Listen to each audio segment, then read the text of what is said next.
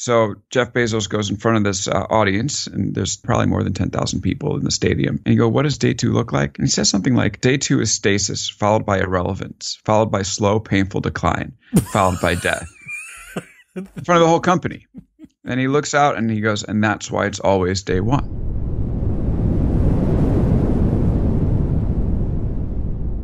Alex Kantrowitz in the building. How are you doing, man? I'm doing great. Really glad to be on with you, Chris. Thanks for having me today.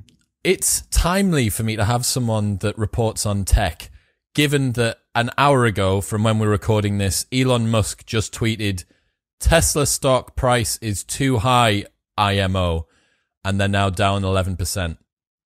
That's right, Chris. But to be honest, anytime we have recorded this podcast, whether it was today, a couple of weeks ago, or a few weeks from now, Elon would definitely tweet something absolutely ridiculous that would send his company in some sort of tailspin. So it's not very surprising that he tried to tank his stock about 5 minutes before we hopped on here. So Elon's just going to keep being Elon. That's just how he does things. Elon did an Elon, didn't he?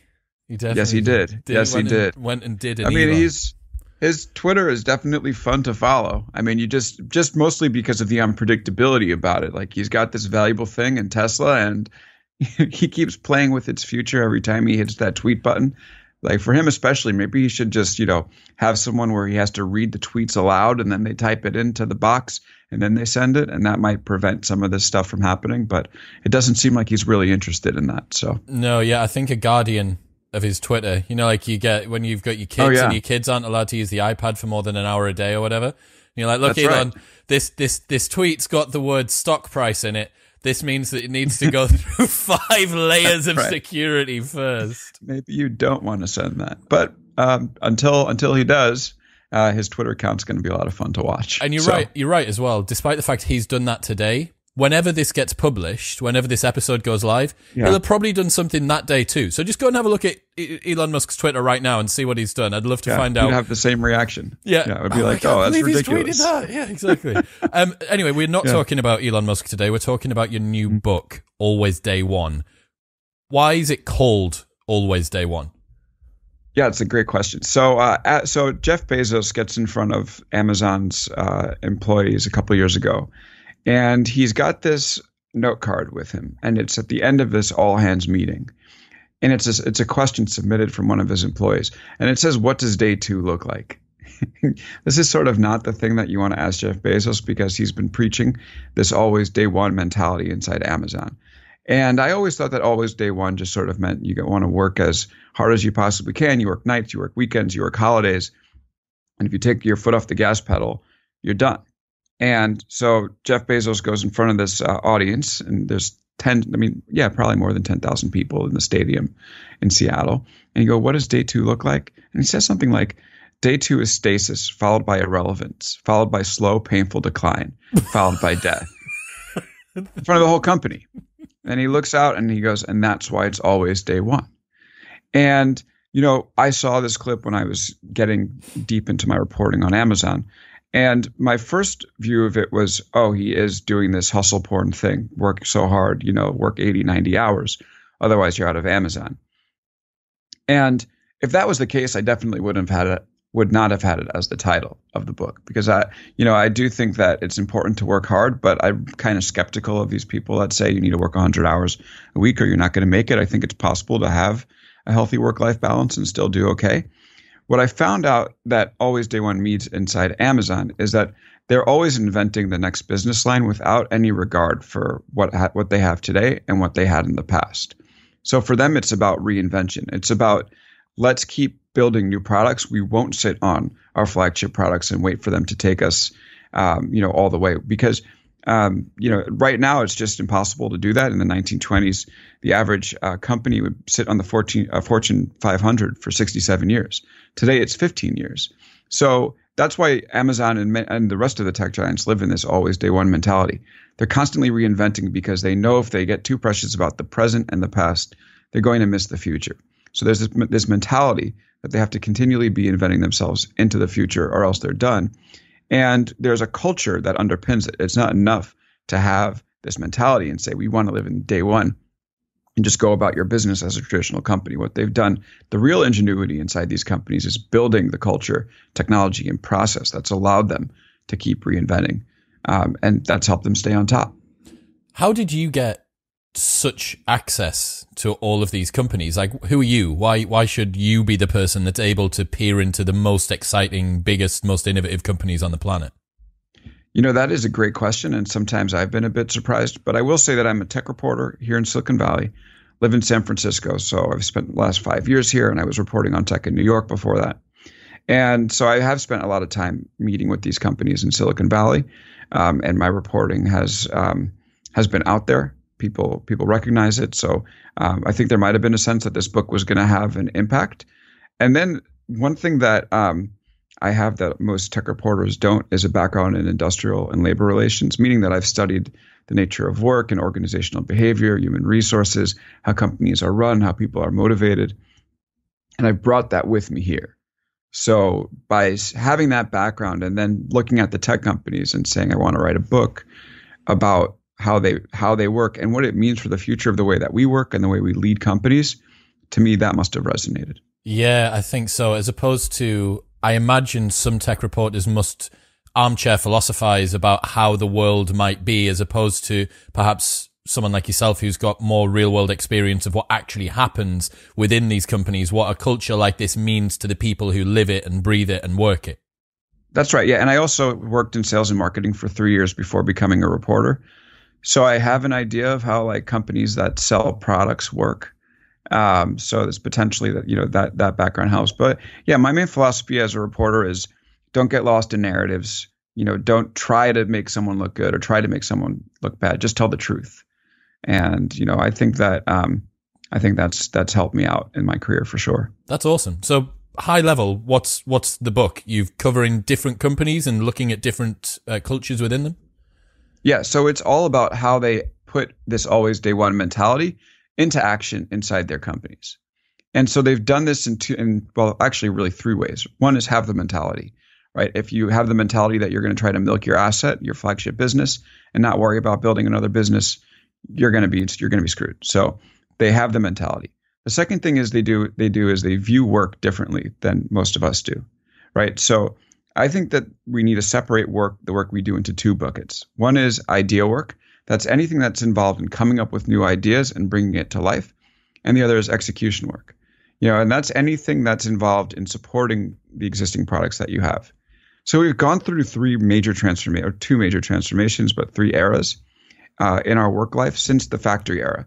People forget the factory was only 100 years ago. That was dominating our economy 100 years ago.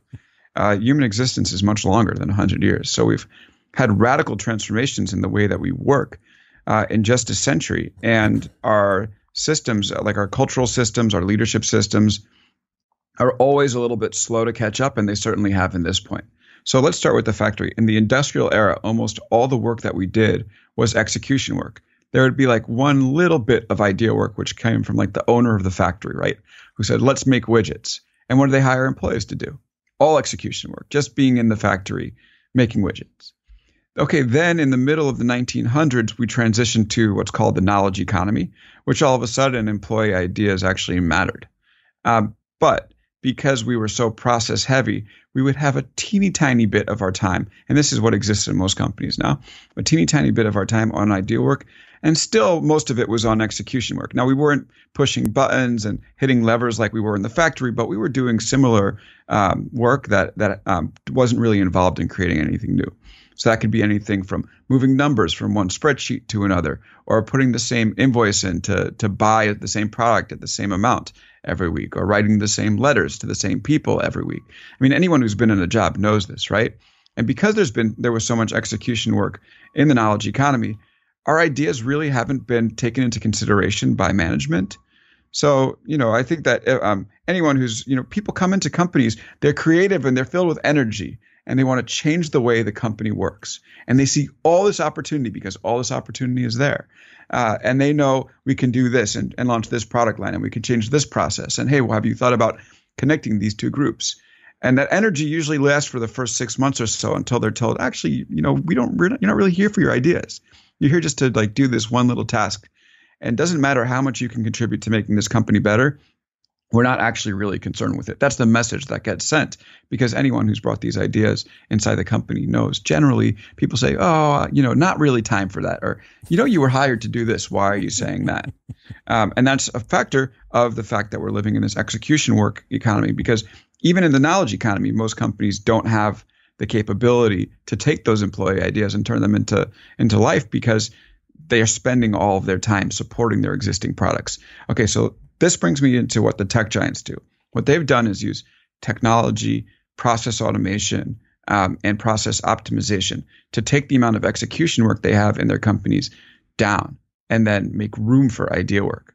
And then once they have their employees, thinking of new ideas and having permission to actually come up with ideas, because that's a big part of it, they build system to take those ideas to decision makers and bring them to reality. And everyone's saying, why are Amazon, Apple, Facebook, Google, Microsoft so strong? What are they doing that's illegal? And they definitely have some nefarious behavior. But to me, the most important thing is culture. It starts with culture. It begins with taking down execution work, making room for idea work, building the systems to turn those ideas into life.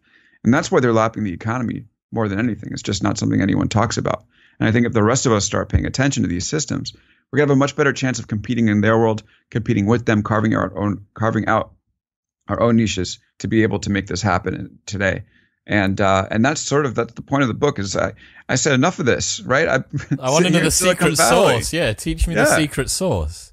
That's right. So I was just like, enough of this. I'm in Silicon Valley. Might as well let people know what's going on, so the rest of us can start to come and act the way they do in our own companies, and start to make some progress in evening this economy out. Yeah, it's fascinating that the friction of taking idea from in someone's head to the market is one of the major barriers that people need to get over. So you got to have the capacity within the company, operationally, innovatively, in order to be able to deliver that, right? But then you also need to have the talent and the time for that talent to come up with the right amount of ideas, and then probably iterate on them and get rid of the bad ones and get rid of the bad ones and get rid of the bad ones. And then finally you come up with this super left field thing. And that's how you end up with companies, going through the book. It's mad. All of the different stuff, specifically Amazon, but all of the companies have their fingers in little different pies. And you think, why are they? It doesn't really seem to make so much sense. It's not part of their core business. But then you actually realize when you're constantly innovating and iterating on these different things, these ideas are going to come to the forefront, and you're the person that's able to bring it to the market. It's mad. That's right. And it sounds so simple, right? Give people more time for ideas and bring them to life. It's actually fairly complex. And that's what these companies do so well. And I can give you an example if you're interested. It is. So you mentioned Amazon. Amazon to me does this in the most wild way that I had no idea about, and actually hasn't really been reported about too much. And I got to see it firsthand when I was out in Seattle. Spent a good chunk of 2 summers in Seattle, hanging out, reporting on Amazon and cat sitting. My friend Mother's cat, Lady the cat, was a good friend of the process, and cool. Really. Yeah, it was fun. Lady really kept me going in those days. I didn't know many people in Seattle, so it was nice to have that cat friend in that time. But I will say that, okay, so Amazon. So one of the things I really wanted to know is, how does Amazon use automation, not just in the factories and the warehouses, but in their headquarters as well? Because I heard some rumblings that hey, people are getting their jobs automated in Amazon's headquarters, and you don't hear that too often. So what I found out is that they have a program called Hands Off the Wheel. And Hands Off the Wheel automates a lot of the traditional retail tasks for employees in Amazon's retail division. So I'll explain. So typically when you're a company like Amazon, you have these people called vendor managers. And vendor managers are on the phone all day with suppliers saying, we need this many units and these many fulfillment centers at this time at this price.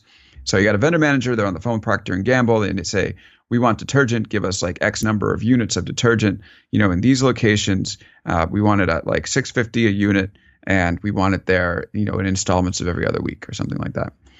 And Amazon built an army of people who are working with vendors to stock their fulfillment centers. And all of a sudden, in the mid 2010s, Amazon's like, wait a second, we have all this data that shows us what people want. Actually, our data probably knows better than the vendor managers what they want, because it's precise. And what if we decide that we could have our machine learning team work on this? And they figure out how to use computers to do all this stuff instead of people. And that's what they did. They started a project that was called Project Yoda, which is instead of the vendor managers doing this, they would use the Force, and the Force being machine learning, right? That's so good. And yeah, it's a funny name. And, it's obviously like when you got nerds running the company, you're going to get good jokes like that. Lots of Star Wars references, yeah. That's right. Yeah. And then they moved. So they worked on this a bit. They moved it further. The program changed from Project Yoda to hands off the wheel, essentially telling their vendor managers, you've been driving the car. Now we're going to let the machine learning do it on its own. And a good portion of tasks inside Amazon right now are all being handled by machine learning. So things like ordering, inventory management. Even when a vendor wants to negotiate with Amazon, they, instead of picking up the phone, now start to like suggest prices in a computer portal. And Amazon says, yeah, okay, cool. Or no, that's all being done by machine learning today. Wow. I mean, in some cases, there's human intervention, but very little. And actually, just citing like a figure to talk about the magnitude, one of Amazon's machine learning heads said that vendor managers used to be able to handle 1,000 products. Now they can handle somewhere around 100,000. And later clarified saying it was just ballparking. It's not really, but come on, like that must be the in the range of the type of orders of magnitude more they're able to handle. Okay, so what happens now when all these tasks are being taken over by machine learning? A dumb company would say, great, let's fire the vendor managers, right? But that's not what happens inside Amazon. So these vendor managers are now all on product and program manager jobs where they're basically professional inventors inside the company working to shepherd new ideas along. And they have a process inside Amazon called the 6-pager, where instead of starting projects with a PowerPoint, they start it where you write everything down in 6 pages, single spaced, 11-point font, no pictures. And it's supposed to be like, okay, you're going to write the entire way that the project's going to look like, and we can get that to a decision maker pretty quickly. And it doesn't matter which level you're in, right? Just a couple of forwards can get that thing to Bezos or his top lieutenants. So that's the system to get ideas to decision makers. Okay, I'll just finish with an example to bring this all to life. There's a guy named Dilip Kumar in Amazon's pricing and promotions division. And Kumar spends a couple of years under Bezos as his technical advisor, meaning that he's shadowing Bezos, all of Bezos's meetings and learning how to do the Amazon culture pretty well, and sort of how does Amazon work inside? What businesses does it excel at? Typically, after someone finishes that, so he moves from pricing promotions to the technical advisor job. Typically, when someone finishes that, they can take a big swing. And when he finishes with Bezos as this technical advisor, pricing and promotions is almost all automated. So he's not going to go back and do that. So he gets together with a bunch of people from the retail division and says, we need to figure out a way to solve the most annoying part of shopping in real life with technology. And they decide the most annoying part of shopping in real life is checkout. People don't like waiting on lines and, scanning and all that stuff. Takes a lot of time. They just rather pick their items and get the hell out. So they started thinking, okay, maybe we were going to do a big vending machine, but they're like, okay, that kind of kicks the can down the curb. So they say instead, what if we use computer vision and sensors and created a store where people could just scan in with a QR code, take whatever they want off the shelves, and then leave. And that is what became Amazon's Go Store, which exists now in a bunch of cities. It's still kind of experimental, but I've used it in San Francisco and Seattle. And what's it like? I've tried it. Oh, it feels like you're shoplifting. It's unbelievable. Like you go in, you take the stuff, and you're like, I'm out. I'm free. I just got like 9 Cliff Bars on the house. Thanks, Bezos. And then 2 minutes later, they're like, 9 Cliff Bars. Here's your receipt. Damn it, and you're Jeff. like, dang it, Amazon. Yeah. It's really this wild experience. And Amazon, if you read between the lines of Jeff Bezos' annual shareholder letters, like they're going to make this a more prominent part of their retail operation. And so it's just all the parts coming together, right? It's like they've taken the technology, minimized execution work, made room for idea work, build a system to get ideas from people to decision makers. And when that system works as well as it does, you get another new invention from Amazon, which is Go. And this is sort of how they've been able to do so many different things, from like a first-party marketplace to a third-party marketplace to a logistics and fulfillment center, logistics and fulfillment operation, to a cloud services division, to a voice computing platform, and a hardware manufacturer that does things like the Kindle and all of their speakers, and then not to mention an Academy Award-winning movie studio and a grocer.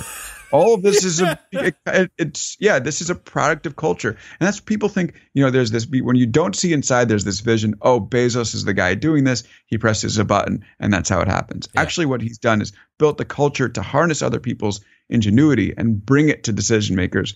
And that's how Amazon's been able to be so inventive. It's no surprise that they're so dominant, man. Like, absolutely. How are you supposed to compete with that? It's a company who has the most innovation, the most resources to bring that innovation to market. So even if you have the idea, they can probably execute the same idea as you've had, but quicker and better, and deploy it more through a wider geographic range and all the rest of it. You mentioned about Jeff Bezos and PowerPoint. He banned PowerPoint by sending an email with just a subject line, and it just said, like, no more PowerPoint presentations allowed in meetings or something. Yeah. I'd never heard of UiPath before. Can you tell us what UiPath is, please? Yeah, it's an automation company. So a lot of times people say, well, the tech giants are doing this, so I could never do it. But it's really not the case. And when we talk about minimizing execution work, making room for idea work, there are off-the-shelf solutions that any company can use. So in the introduction of the book, I talk about this company called UiPath.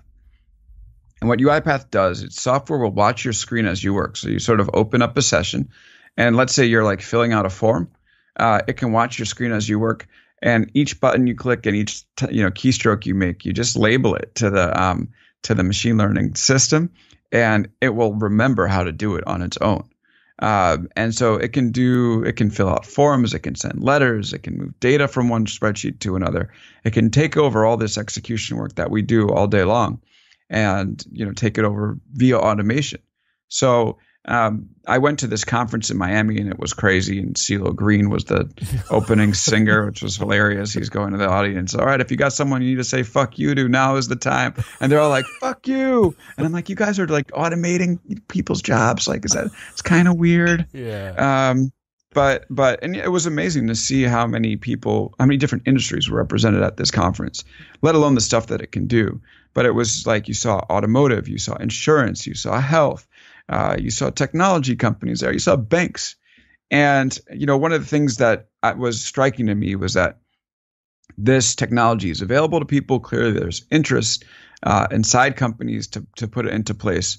But it's almost as if they're like driving blind. They're like, yeah, we want to automate. But I heard very little about the broader strategy of why to automate. So I do think that, like, if they're able to do this and put some of the lessons from the tech giants in place, then they'll be in much better shape. Didn't you say that it's able to do hiring? It can sort hiring people, and then when it comes time to get rid of them as well, that this UiPath thing can send them their letter. Yeah, so it's able.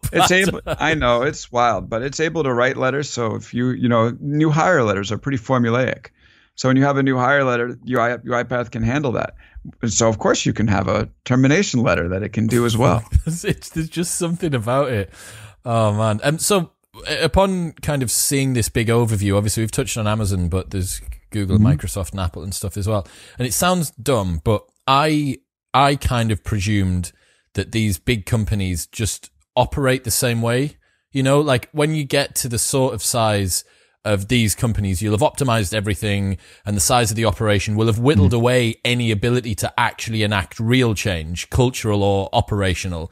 And you just kind of, they were all going to be super homogenous. But again, upon reading and having a look at the different ways that companies are deploying, now the end result's still the same, which is we need to be able to innovate quickly. We need to have a lack of friction from idea to deployment, and we need to keep resources and blah blah blah and look cool. And wear hoodies.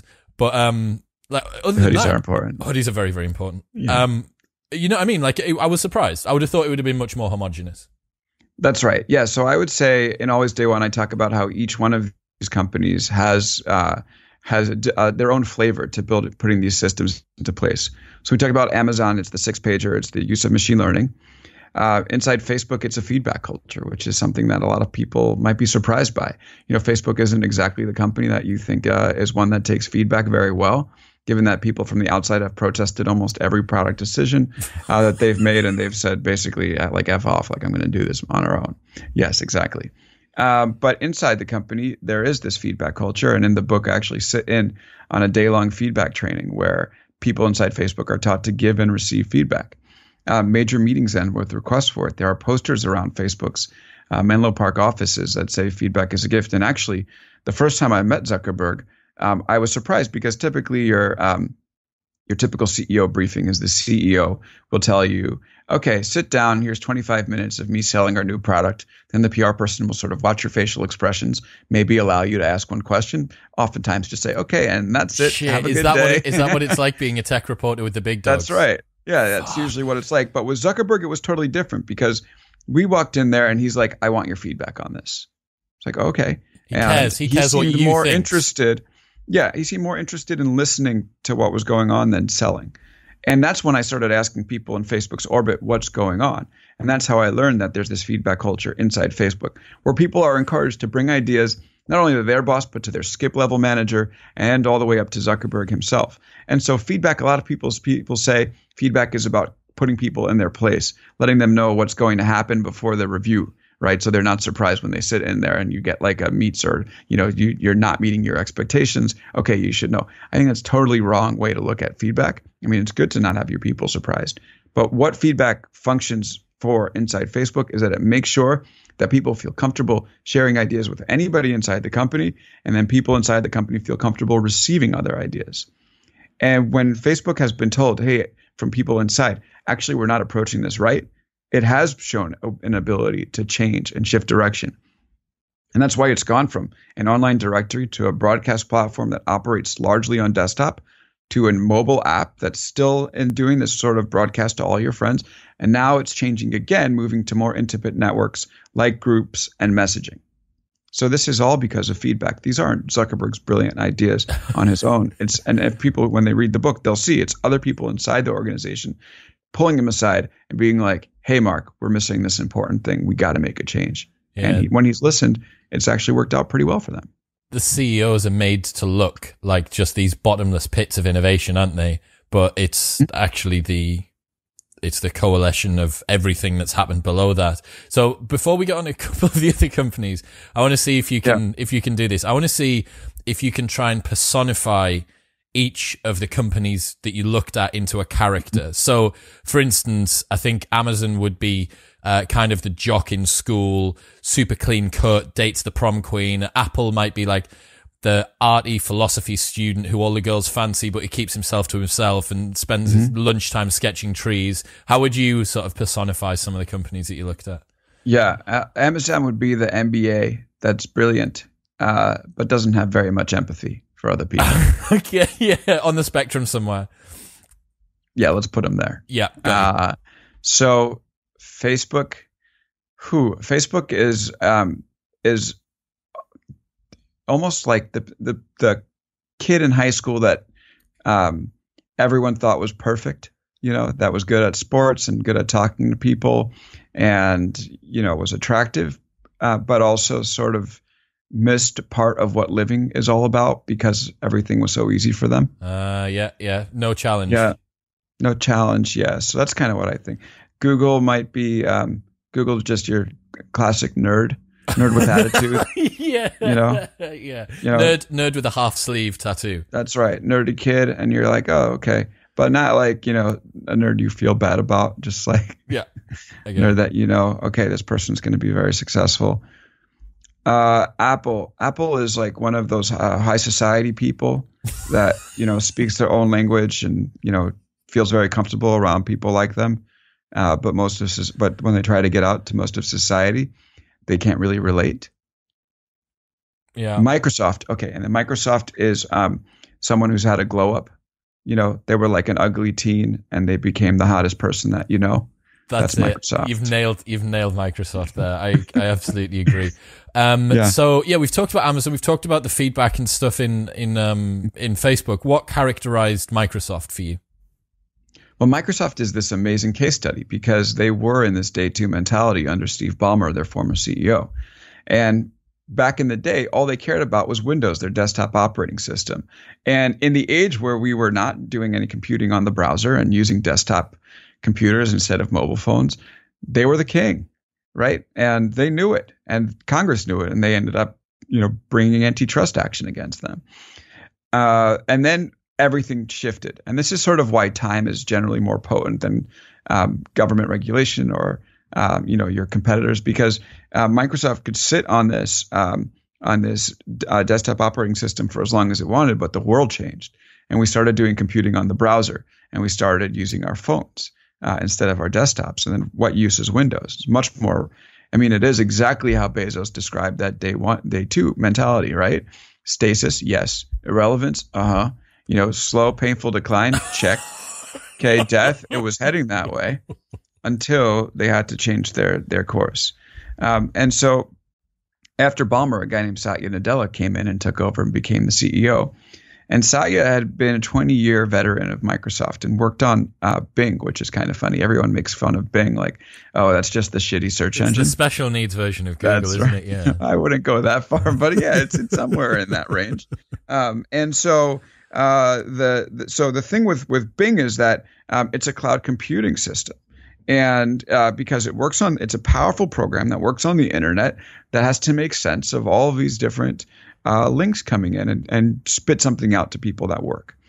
So because Satya had worked on that, he had been able to see where the future of computing was going, basically saying, we're not going to work on programs that we install, like come in the mail and we install on our computers anymore, put it on Windows. We're going to be working on our browser, and that's cloud computing. And there's going to need to be an infrastructure that's going to support cloud computing. And the funny thing about that is when you enable cloud computing, you actually hasten Windows decline, because if you can access a program on the browser, you can use it on a Windows machine or an Apple machine or a Chromebook, and you don't really need Microsoft anymore, or at least in the Windows component. So it's actually a pretty gutsy move to say we're going to go support cloud first. And the other thing he says is, we're going to make sure that our services are available everywhere. So Microsoft Office, you used to only really be able to get on a Windows machine. You couldn't really get on the internet. And that ended, and they made an app for the iPhone, which is sort of unbelievable given Microsoft's history. Back in the Ballmer days, you weren't even allowed to, you were basically not allowed to have an iPhone or an Apple product inside the company. Is that true? And oh yeah, totally. People would get scorned, and Ballmer even pretended to smash an iPhone when he saw it in a meeting. And then Satya was like, okay, we got to move past this. So what he did was he reoriented this company, which wasn't a day two mentality, brought it to day one. And then once he figured out the company was going to structure itself in a way that supports cloud, collaboration, the internet, then the tough job started, which was to change Microsoft's culture, which had been, alpha male, loudest person in the room, yell at each other, to a culture where they had to start using technology. And again, I'm going to sound like a broken record, but it's really what happened. Minimizing execution work, making room for idea work, channeling ideas to decision makers. And that's how Microsoft turned it around. And it's now the most valuable tech company again, which is unbelievable. Have they really turned it around? Because to me, as someone who doesn't really know, I'm not watching this share price. I don't know what's going on, who's got what amount of market and this, that, and the other. But to me, Microsoft still now feels like just the granddad at the party type thing, this sort of older guy who used to kind of maybe have it, but now is playing second string to these other companies. But it sounds like the work that the new CEO's done has actually given them a resurgence. That's right. Yeah, they're the most valuable of all the 5 big tech companies. Why? Which is because I do think that investors see the value in what they're doing, which is moving towards the future. So the products that they work on are not as sexy. Like cloud computing backend is not as sexy as an iPhone. But it has, a very bright future. And you look at it now, like we're all sitting at home right now, and Microsoft's collaboration technology with things like Teams, the usage is going through the roof. So they are really moving to where they're definitely B2B enterprise technology, but they're crushing it there. And there's a bright future for them. I mean, businesses have far more money to spend than consumers do on these sort of high ticket, low volume kind of apps and services, I suppose. But yeah, that's interesting. That is interesting that that one person, and obviously the CEO will have brought a team with him, and other people have had to get on board to deploy his ideas.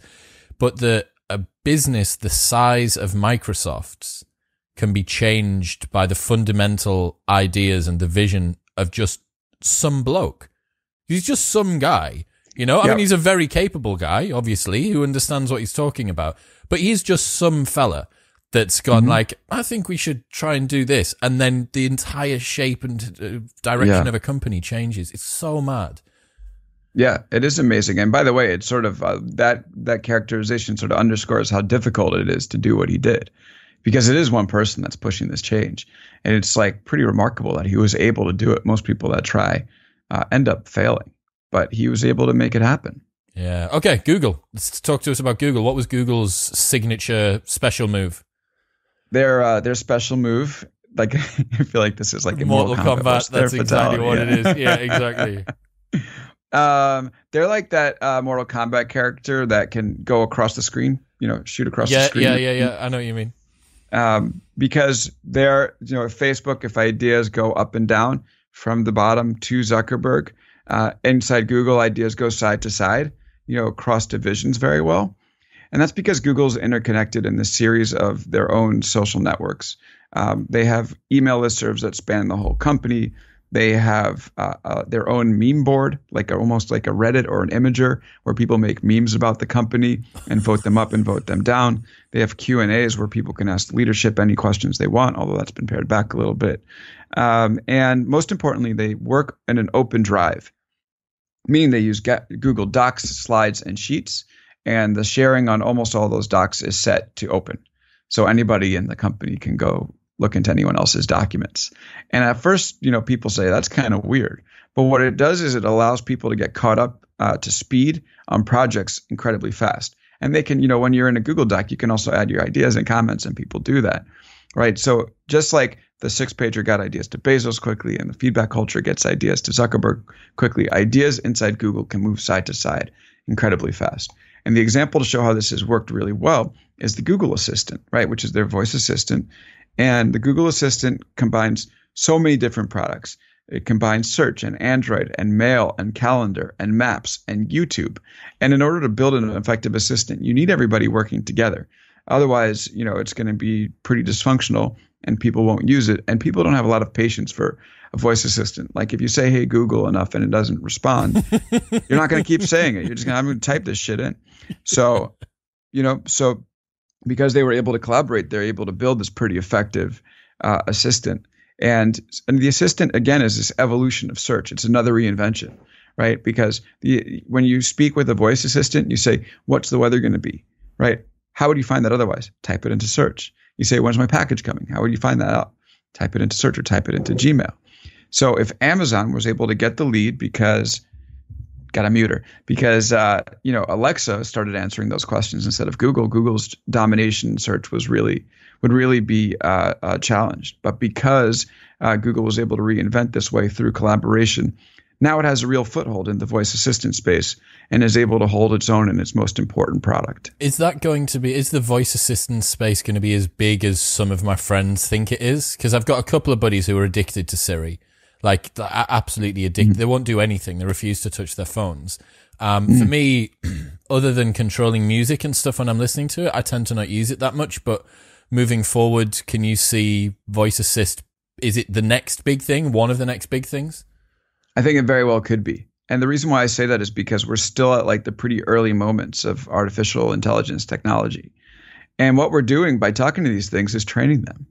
And every conversation they have helps them get a little bit better. So I think that it's amazing. There's already tens of millions of these things in people's homes. And as that grows, they'll get better at figuring out what we want from them. They'll get better at talking back to us. Like I even see that the Alexa starts to get more conversational with time. Like I say, set an alarm, and she goes, all right, I'm setting your alarm for 8 a.m. tomorrow. You want me to set that for every day this week? And I'm like, how the hell did you know that, right? So I do think, this is going to be big. It will be big. And they'll also start plugging in with other people's products. And, I have an idea why your friends like Siri so much, right? Because where, I mean, especially now, we're all on our screens all this time. We're tapping, we're looking, watching, and it's like, if we can do any computing by not having to deal with a screen, some people love that. And I think especially as that gets better, people will really embrace it. So I'm bullish on it. Nice. Bullish. That's it. Alex Kantrowitz, bullish on voice commands. I love it. That's an interesting point about how voice control or other non-physical versions of input will affect our tech use, because if you can do a ton of the things on your phone, let's say it's 100 years further on and we've got microchips that can detect the correct neurons that are firing in our brain, and we can just control stuff with our brains, or we got some sort of wearable or whatever it is. The line between screen time and not screen time could either diverge or could completely come together, so that either there's barely any screen time or the all time is screen time. You know what I mean? Yeah, definitely. Yeah, I would bet that we're heading towards a world where almost all time is screen time. But the cool thing about voice is it enables screen time to not be screen time, right? Like, you can be plugged in, but it can be ambient, sort of in the background. It's a great word. Something requiring your full attention. That's a brilliant way to put it. I've never thought of it like that, but it is. It's part of the environment when you use Hey Siri or Hey Siri. Is it Hey Google? Okay Google. Okay Google, Hey Google. I think both work. Got you. And then what's the Amazon? What's the Alexa one? It's just Alexa. Just Alexa. Imagine if someone's kid's being called Alexa. What a nightmare. I know, man. I'm Alex. I'm like one letter away from a nightmare, man. Yeah, Chris, you don't use any of these voice assistants at all? Not really. So I use Siri for controlling music and podcasts and stuff like that. I know there's tons of things that I can do with it, but I don't know. And this is someone who's trying to downregulate his screen time and, is into new tips and tricks and things like that, but it's just not like, I feel like trying to do it will end up creating more work than if I just put it in myself. I'm like, hey, Siri, direct me home using this route, and then it'll open up Google Maps instead of Apple Maps, or Apple Maps instead of Google Maps, or something. So I think maybe there's just another 10 or 20% of progress that needs to be made, and then I'll probably just be all over it, and I'll just be talking to my phone all across the day. And it's probably because you're talking to Siri. That's why you're frustrated. The other two are much better. Are they? That's interesting. So I had Stephen Wolfram on. Stephen, the guy that created Wolfram Language, Wolfram Mathematica, and talking to him about like those answer engines and the ways that, for the people that don't know, Stephen Wolfram his company is the company that created the answer engine that's able to take words that you say, convert that into code, and then re-give you back whatever the answer is. So it's actually super complex to take the noise that comes out of your mouth, work out what you meant, turn that into something the computer or the phone can read, and then give it back out. And the fact that we take it so much for granted, man, but the fact that you can just make a sound with your face and then your phone does a thing is like totally unbelievable. It's unreal, man. And the fact that innovation just continues to pump away, and then you've got, a couple of 10 years ago, maybe you'd watch like some 3D film with crap like red and blue things, the cardboard things you used to get over your face. You'd be like, wow, this is amazing. You'd be at Disneyland. And then now you've got like an Oculus Go headset all in one, no extra stuff required. You just slip this thing on and now you're in like Jurassic Park fighting dinosaurs and stuff. It's wild, man. I spoke to a lady as well who has the world's first PhD in immersive storytelling. So this is like cutting edge VR stuff. And she recommended that I go to Jeff Wayne's War of the Worlds immersive VR experience down in London. And I went to go and do it. Dude, it is the wildest thing I have. That's crazy. Oh, like combination of VR, AR, holographics, and real life actors. Dude, it was just like the craziest 2 hours ever. You just feel like, I don't know. I don't know what the entertainment industry is going to be like in sort of 30 or 40 years' time when that sort of stuff gets scaled out. But you're not even going to watch movies anymore. You'll be living movies. And then, I'm into it. I'm ready for that. Bro, that sounds it was great. So good. And then you go back and you're like, I'll watch a YouTube video of a trailer, and you realize just how much less impact that has.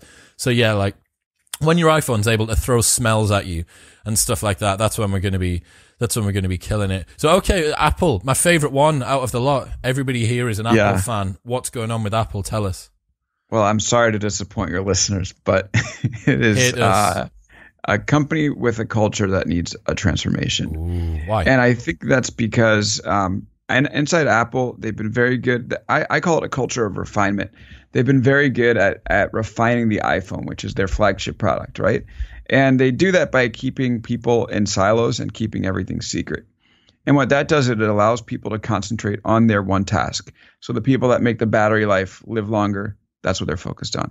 The people that make the screen better, that's what they're focused on. The people that make the iPhone thinner, that's what they're focused on. The computing power, that's what they're focused on. And they don't spend a lot of time distracted speaking to other people. And that's helped make the iPhone the best phone on the market. I don't think there's any doubt about that. I have one. But for Apple, it's made it difficult for the company to reinvent itself. And I think we can go back to the voice assistant example. Mm-hmm. And while your friends might be using Siri only, using Siri as the only way they use their phones, they're probably the only two people on the planet to do that, because Siri's terrible. And the reason why Siri is terrible is because it was thought about as not as a voice platform, but as a feature on the iPhone. So just sort of like this fun thing that like a fun magical assistant you could talk to, not something that could connect you via your voice to the rest of the internet. And because of that, Apple said, okay, well, Siri folks, why don't you sit in your own room? And that's not how it works. Like we talked about the Google Assistant. Google needed, people across search and Android and YouTube and Maps and Calendar, all these different divisions and music to be able to integrate with each other and be able to talk to each other to be able to build this thing without any barriers at all. And inside Apple, these silos have prevented the assistant folks from actually getting out there in a way that would be meaningful and helping Siri, become something that can overtake the Google Assistant and the Echo. And the one example that I give is that the Google, Apple gave Amazon a multi-year head start. It gave Google like a 5-year head start on Google Assistant. Like Siri came out in 2012. These other things came out in 2016, 2017, 2018. And then Apple said, okay, finally, they're going to build a speaker to put Siri inside of. Great. So they build the HomePod. The HomePod is not selling at all. It's a total embarrassment. Bad. And the Echo and the Google Home are in tens of millions of homes. And it's funny because like for Apple's so interested in design, right? So they think about the sound of the speaker and the look of the speaker and the feel of the speaker. Whereas the Echo is the ugliest appliance I have in my whole life. It's disgusting to look at. I'm looking at it now and I want to throw it out the window. But it's not about the speaker the way it looks. It's about the assistant inside. And so that's something that Apple's going to have to change because it's not going to be a visual or physical design first. It's going to be computer design, and that requires collaboration. And it's struck out on the HomePod. It's also struck out, I think it's fair to say it's really struggled to build its own car. It's trying to build a self-driving car. Okay. And the way they think about this, the way they think about this is sort of like the iPhone, right? The iPhone had beautiful hardware, great software, put it together, best phone on the market. Self-driving car is similar, right? Beautiful hardware, the way that it looks, and then functional software, which is the self-driving software. Bam, Apple should have a lead on the market there. Mm. But it's had put this old iPhone style mentality into building this car. So they don't let the machine learning engineers talk to each other that are working on different projects. So you'd have people working on the car, people working on Face ID. One of them is locating like lanes and markers and stuff like that. The other one is locating facial features. And it's been difficult for them to talk to each other, which means their technology develops slower. Then also there's been the influence of design, right? So design inside Apple is the most important division. First they figure out how it's going to look, then they figure out what's going on inside. So backwards engineering something exactly. Pretty. Yeah. Well, it's worked very well for a lot of products, but for the car, it just hasn't worked well because, and I spoke with some people who had worked on this, the design team asked them to take the sensors that are out there to figure out what's going on the road and embed them in the car, because typically with the self-driving car, it looks like this horrific, rolling submarine with all these different, knobs and satellite dish that whirs around. It looks almost as bad as the Echo. And Yeah. so, of course, Apple isn't going to be down with that. So they say, okay, take the sensors, put it in the car. So it looks much nicer, but for the machine learning engineers, it's much more difficult to figure out what they're trying to do because it's like putting blinders on your eyes, right? Now you can only see this, this much, and your peripheral vision is cut in a certain way. And then how do you make a machine learn how to do self-driving if it can't get the full range of vision? And so that's one of the reasons why the product has struggled. Sorry, go ahead. I just think that my seduction into Apple is probably very common amongst like just normal consumers. You think all of their products are super slick. I'm speaking to you on a MacBook Pro that I upgraded to, even though I didn't need to, just because the new one looked good. I got an iPhone. I got AirPods. I bought my mum and dad's AirPods for like last Christmas and the Christmas before and blah, blah, but because the design is so seductive and, so visceral and so easy to see, right? Like Microsoft, perfect example. Like I do not think sexy when I think Microsoft, but yeah. Money talks, the numbers don't lie, and they're the biggest company of all the ones that we've spoken about, and they're doing like some of the least sexy shit. But I guess it all depends on what the vision is. And the other thing as well that I've noticed when you're talking about Apple is it seems like a very old style approach to management and also careers within a company, in that you've got specialization. This is Henry Ford shit. This is like 1910 shit. The guy that turns the knob, he's the knob turner, and the guy that pulls the lever, he's the lever puller, and you know what I mean? And it seems like that siloing could go one of two ways. But given the fact that all of your competitors are being super effective with this super transparent free flow of information, it seems surprising that Amazon have done that. Do you think that they're going to be forced to make a change or start really losing ground? Yeah, and I do think that this sort of goes to show how difficult it is for a lot of companies to get away from the factory mentality, right? And Apple's definitely still in it. Like Ford is a good example of specialization, right? Like that's what happens inside the company. So I think Apple's going to be okay. I think that like the things that you're talking about, like I have an iPhone, I have AirPods. I'm talking to you through an Apple computer. So I do think that they're going to be doing fine. But to go back to where we were in the beginning of the conversation, if the average company on the Fortune 500 lasts for 15 years now instead of 67, that means there's going to be shifts that will come along that they won't be prepared for unless they're ready to adapt. And to me, the main question is Apple going to be ready to adapt when those shifts come for it? Like maybe it is voice computing, maybe it's some other shift that we're not aware of. And are they going to lose their lead because of that? And I think it's quite possible. So I do still have hope that there will be a culture change there, and they'll be able. I think they'd be as effective as they are today, even if they opened up a bit. I think that if there's not a culture change, they'll still make good phones, but they'll struggle to navigate the next change. So they'll kind of be like Microsoft if Microsoft stuck with Windows and didn't get into new businesses. Yeah, I get it. Look, Alex, man, it's been really, really awesome. Finishing up, final question. What is your vision for tech, or what are your predictions for the big things happening in tech over the next 5 to 10 years? What should we be on the lookout for? I mean, I would say be on the lookout. So right now we've had like tech change our consumer lives in a big way, meaning that like we use Netflix to watch TV and movies, and we all have phones and apps, and it's really changed our experience living life outside of the office. And it's funny because in the office, it feels like we're still living in the 1990s sometimes, given like the programs that we use. So my first big prediction is that we're going to start to see technology change our work lives in the same way that it changed our consumer lives. And I think work is always a little bit slower to adapt. And I think that that's really going to make a difference in terms of the way that we work. So I would look out for that. I think AI is going to be way more advanced and change the way that we live. In ways that I'm not even sure how to predict. Like one thing I've thought about. You're the guy, Alex. It has to be you. If it's not you, who's it going to be? Yeah. Well, I guess like it sort of goes to the point of the book, right? There can't be just one person with the vision. It's everybody's ideas that come together that actually, push forward the change. But it's going to happen in so many different industries.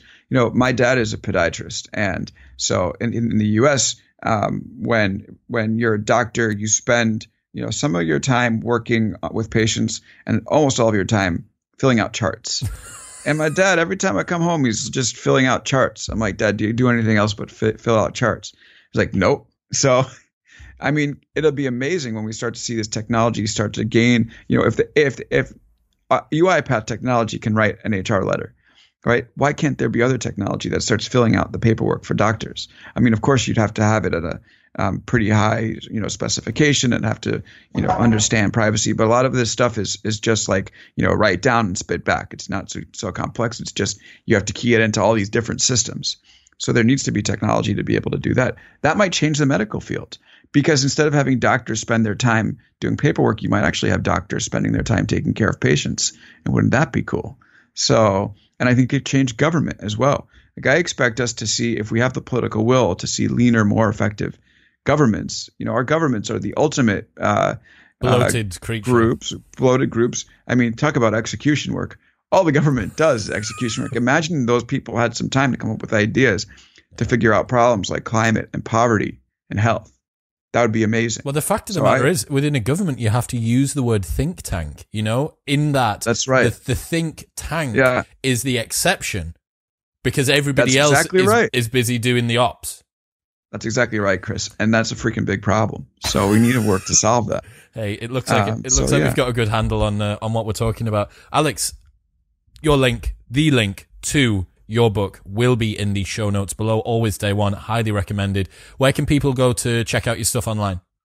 Yeah, I appreciate it, Chris. So you can, check the show notes for the book. Also, you can Google Always Day One and read some of the reviews. I think people have been happy with it so far. And then if you want to connect with me, I'm a pretty online person. You could just type my last name into Twitter, Kantrowitz. My DMs are open and I check my mentions. So I'd love to hear from you there. Amazing. Everything that we've spoken about will be linked in the show notes below. You already know what to do. If you enjoyed the episode, go and give Alex a follow. Let him know what you think. Dude, I really enjoyed that. I'm looking forward to seeing what the next few years has got in store now. I'm excited. Thank you. Yeah, me too. It's going to be a wild few years, that's for sure. I hope it becomes calmer and less trapped in our houses than it is now. But We'll see. Dude, thank you so much for your time. Thank you, Chris. This was really great.